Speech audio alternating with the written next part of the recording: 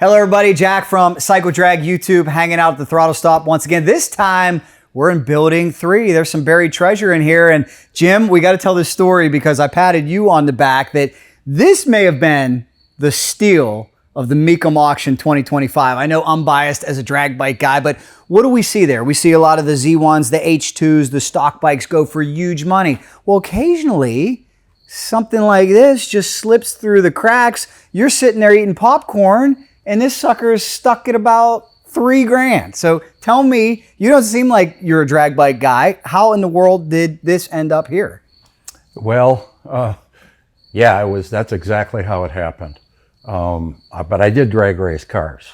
So no, it's in my blood. It's in your blood. Okay. It's just, I'm not exactly built to be drag racing motorcycles. So at any rate, I'm watching every lot go through. And at the beginning of the day and the end of the day, I don't remember where this ran. I mean, right to the end. So here it was, and I am sitting there eating popcorn and watching it. It just sticks. It sticks at the like 3,000 or something like that. Bike, no reserve. I'd kind of a buy and sold bike here. I'd kind of any bit of a kind of a set of 5 and a comment. I'd kind of a 5 on a comment. I'd kind of any bit of a tan here. I'd kind of making sure. And I'd kind of a tan down 5 here. I'd kind of any bit of a 5 down 4 down 3 down 2,000 bid. And if you get 2,000 a bid, I'd kind of a 2,000, 3,000, 2, 3 bikes no reserve, 2,000 under 3,000 a bid. And I think to myself, man, that would look good hanging on the wall at the Throttlestop, if nothing else, if it didn't even run. Who knows exactly what year it is. It says 75. Does it have a 75 motor? Maybe the motor's worth that.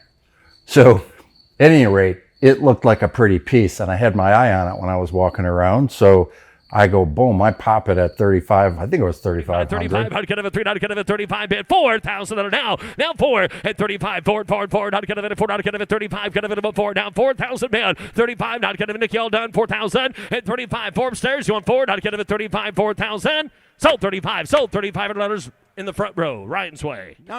And I go, well, let's see if I get it. If I get it, we got cheap wall art. Okay. Yes. Because a lot of these signs and things like that are double this. Absolutely. Okay. Absolutely. And so, I got it and I went, well, I'm going to go back and look at that bike. And so this came with it, obviously. And I looked at the bike and I go, hey, this is the real deal. It sure is. This is not, a wreck. Because I am 30 feet away or 40 feet away. And so I go, I spot this for kicking, just perhaps it's low compression. I don't know, but it's a beautiful piece. And then, as it would have it, then we're talking, and I know you're a drag race guy, so I tweak you with a picture of it. And then you go like, WTF? Or something. And then it turns out that the engine builder, and then the rest goes on and on. My story is I had my eye on this because you don't see many drag bikes there. And then Saturday I had to go announce a motocross race. So I was gone. And then when you told me you of all people won this, I was just floored because you're right. It is beautiful. And my goodness, if I could tell you how much money somebody sunk into this, building it with the Mecum carburetors and the MTC clutch and the PM brakes and what I think we got Cosman wheels over here. But then it gets even sweeter, like you said. My buddy Bruce Sauer, who's an acclaimed builder, one of the best ever, gets a hold of me and says, hey, I built this bike.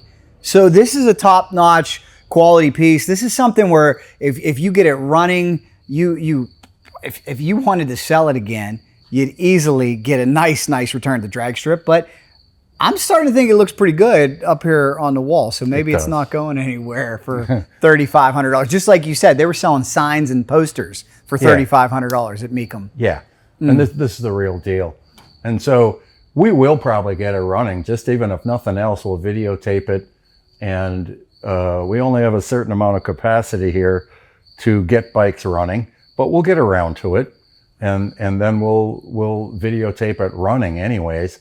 I doubt we'll take it out in the street and do a pull, but you never know. Oh man, I think we got to take it down the racetrack. I'll be excited for that. Well, I got an idea of another one we could potentially take down the racetrack, because this wasn't the only score at Mecum. We got to walk over here because look at this oddity. And I should know what I'm starting to learn about you, Jim, is if you show me something on Tuesday or Wednesday at Mecum, that means there's a very high chance that it's coming back to Elkhart Lake, Wisconsin. Because I remember you showing me this bike and how much you loved it. And here she is right now, the Honda Flathead V8. Yeah. So this bike is a little bit of nostalgia and a little bit of like, it's just super cool. But the nostalgia part of it is it came from RVM, and RVM is a gentleman that we knew in Madison, Wisconsin. And he is a Bonneville Salt Flat guy. And so the RVM collection of salt flat cars and street rods actually sold in Kissimmee at Mecum in January of 25. They had a whole display because he's passed away. All right. But this bike didn't go down there because his motorcycles went to Las Vegas. And so I saw this bike about 15 years ago when we went to his shop in Madison. But I always remember this bike. He had a Vincent, and he had a, you go back and look at the catalog, they're all regular bikes. This was his only custom. And the reason that he has this flathead in here, this is called the mini flathead. And this is the smallest Ford flathead ever made. It's like 136 cubic inches. And these actually went on midget racers. So it is truly a mini flathead. It went into a few vehicles, but it didn't have enough power to be in the vehicles. So most Ford flatheads are like in the 230 cubic inch or something.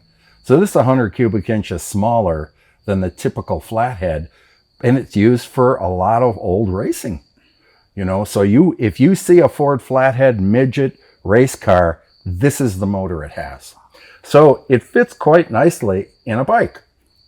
And he took a 71 Honda, which is what the chassis is, and then he retrofitted this. It's called a Ford 60. I call it the 136, whatever, for cubes. And this bike runs, and we've ridden it. Oh, okay. Boy. Oh, boy. So it has one gear, and it's direct drive. All right. So you know what neutral is? Neutral is right here. Whoa. Yeah. I know. So you can imagine riding this thing. Yeah. And you're going, it's time to come to the stop sign. Squeeze in this. Up. It's time to let it idle for a little bit. You stick that thing in there and you drop it down and you pin that bolt in or that nut in. And now it's idling. And you put a whole lot of trust in that component right there. That's neutral. This is neutral right here. I might just have to watch this one from afar. But, you talked about how the engine fits so nicely. Well, I must say the bike fits so nicely here at the Throttlestop. What you guys do. You're all about entertainment. And this one, certainly a conversation piece. Yeah, and it runs. It runs good. It's a runner. Yeah. It's a talker. Make sure you guys come see it right here at the Throttlestop.